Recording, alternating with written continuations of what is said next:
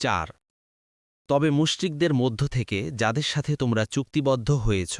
অতঃপর তারা তোমাদের সাথে কোনো ত্রুটি করেনি এবং তোমাদের বিরুদ্ধে কাউকে সাহায্য করেনি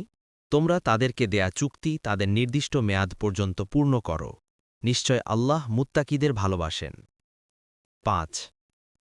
অতঃপর যখন নিষিদ্ধ মাসগুলো অতিবাহিত হয়ে যাবে তখন তোমরা মুশরিকদেরকে যেখানেই পাও হত্যা করো এবং তাদেরকে পাকড়াও করো তাদেরকে অবরোধ করো এবং তাদের জন্য প্রতিটি ঘাঁটিতে বসে থাকো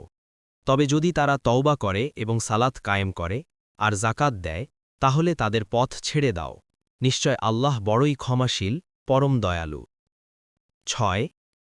আর যদি মুশরিকদের কেউ তোমার কাছে আশ্রয় চায় তাহলে তাকে আশ্রয় দাও যাতে সে আল্লাহর কালাম শুনে অতপর তাকে পৌঁছিয়ে দাও তার নিরাপদ স্থানে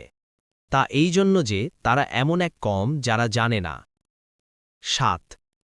কিভাবে মুশরিকদের জন্য অঙ্গীকার থাকবে আল্লাহর কাছে ও তার রাসূলের কাছে অবশ্য যাদের সাথে মসজিদে হারামে তোমরা অঙ্গীকারাবদ্ধ হয়েছ তাদের কথা আলাদা অতএব যতক্ষণ তারা তোমাদের জন্য ঠিক থাকে ততক্ষণ তোমরাও তাদের জন্য ঠিক থাকো নিশ্চয় আল্লাহ মুত্তাকিদের ভালোবাসেন 8 কিভাবে থাকবে মুশরিকদের জন্য অঙ্গীকার অথচ তারা যদি তোমাদের উপর জয়ী হয় তাহলে তারা তোমাদের আত্মীয়তা ও অঙ্গীকারের ব্যাপারে লক্ষ্য রাখে না